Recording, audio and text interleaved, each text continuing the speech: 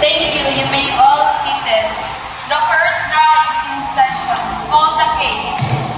Criminal case number 240427 DCR People of the Philippines versus Michelle De La Torre of the crime murder under Article 245 of the Revised Penal Code. Appearances. Attorney Randy Aquino, appearing as a prosecutor under the direct control of a public prosecutor. Attorney Marjorie Navarro, respectfully appearing as defense counsel. Is the prosecution ready? Yes, Your Honor. The state hereby accuses Ms. Michelle De La Torre of a murder of Mr. Andrew Perala with evident premeditation and intent to kill, inflicting moral wounds which directly caused the death of the victim, currently in the law. Do you understand the charges against you? Yes, Your Honor. And how do you plead? Not guilty, Your Honor. Opening statement from the counsel, please. Thank you, Your Honor. The accused, Michelle De La Torre, went to the house of the victim, Mr. Carl Andrew Parola, with intent to rape and kill him, thereby inflicting upon her moral wounds, causing his direct and immediate death. We will prove that the accused are guilty beyond reasonable doubt. The reason we ask you, Your Honor, the verdict of guilty. Thank you. The defense would like to give an opening statement, or would you like to defer until the prosecution rests its case? And I will stay, Your Honor, in the people of the Philippines versus Michelle De La Torre. Prosecution would like to call on Ms. May de la Serna in the witness stand. Can you please raise your right hand? You swear to tell the truth, all the truth, nothing but truth in this case. Yes, I do. Miss Witness, please introduce yourself. I'm Miss Cindy De La Serna, a teacher from the Rizal Technologies Incorporated. Miss Witness, will you please tell this honorable court where you were on August 8th, selected at around 2 p.m. in the afternoon? I was in the classroom doing my daily task as a teacher to my students. Did something happen with anyone you were with the students? Yes. Mr. Coralan had verbal altercation with the accused because she noticed that they were under influence of alcohol while performing work-related activities and was being irresponsive with her inquiries. What happened next? Mr. Coralan relieved him from his duties. What happened next? I went to the CR that time because I had stomach ache. Did something happen with any? Yes, I heard noises coming from the CR, then I picked to determine who those are, and then I saw the accused that time. I heard that he going to rape and kill Mr. Coralan to take revenge for revealing him from his duties. I'm going to show you these pictures of clothes that were required in the crime scene. Plain green sandal, black pants, yellow t-shirt, and checkered shorts. Please look over it and tell this honorable court if you are familiar with those clothes. Yes, I am familiar with these clothes. These were the clothes that he accused were wearing when I saw him beside the CR. Is this owner of green sandal present in this court? Yes. Can you point to the owner of that green sandal?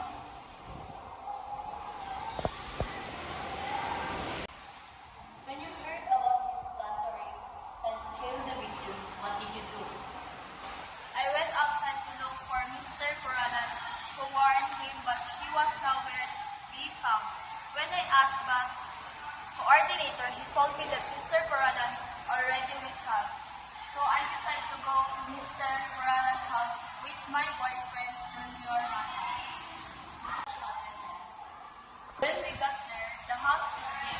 we heard noises from inside the house. Then I saw accused coming out from the back door of the house. That is all, Your Honor. Any cross-examination to the witness defense counsel? Yes, Your Honor. Please proceed. Thank you, Your Honor. Christine de la Serna, you mentioned seeing Michelle de la Torre coming from the back door.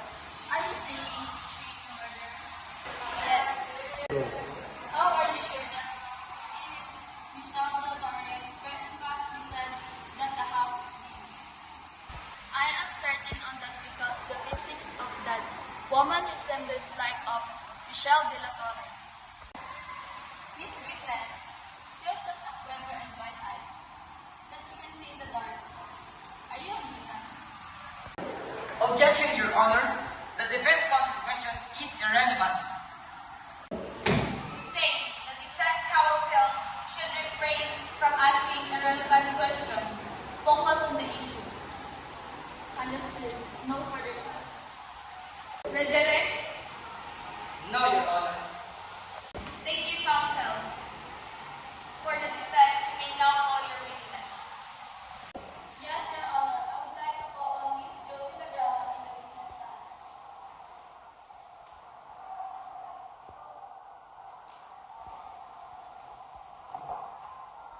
Can you please raise your right hand?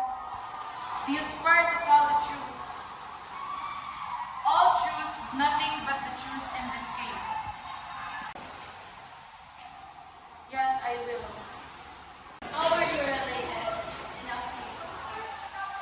She is my girlfriend. Can you describe Miss Latorre as a girlfriend? Miss De La Torre is supportive and caring girlfriend. She always makes time for me whenever it's just to talk about our day, our plan, fun activities together. I firmly deny the accusation of being made against my girlfriend by Mrs. De La Serna. On a night of crime, we're both in a park drinking. Mrs. De La Serna is making false accusation to my girlfriend because he rejected her love and closed me instead of her. No further question, Your Honor. Any cross-examination by the prosecution? Miss Witness, you said that night when the park is meeting, you and your girlfriend is at the park. I am right? Yes. How does it happen? When that day is a holiday, when all the amusement parks are closed to the public, are you lying in the court? Objection, Your Honor. The question is misleading. I am just validating the arguments of the witness.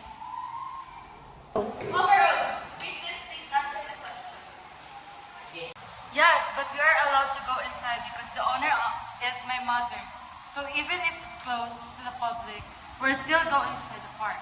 Your Honor, I have copy of the CCTV of the park. In that CCTV, it is very clear that on October 21, 2024, when Mr. Puralan is brutally killed in rape, the accused and the witness of the defense is not at the park.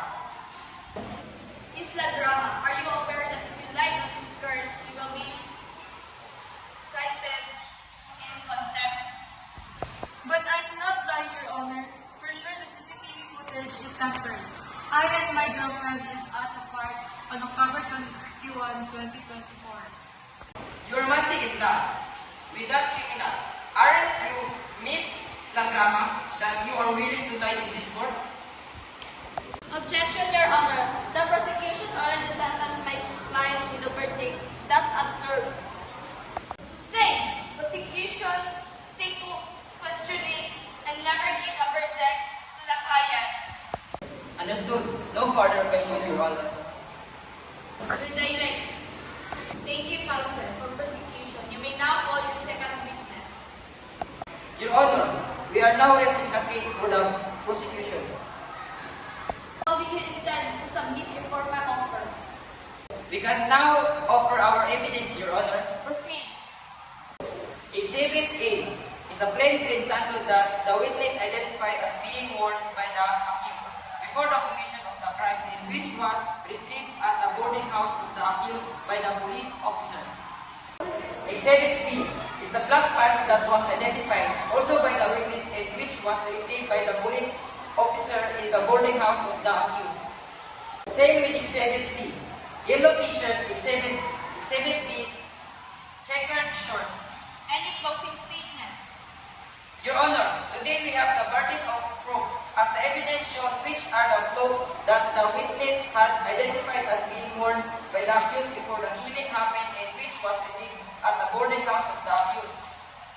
By that, we ask for a verdict of guilty, Your Honor. Your Honor, today the prosecution has the burden of proof that they have already proven.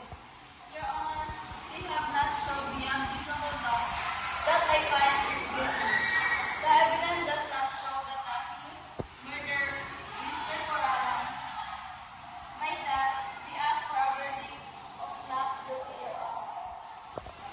Will the accused please stand? You may now read the verdict.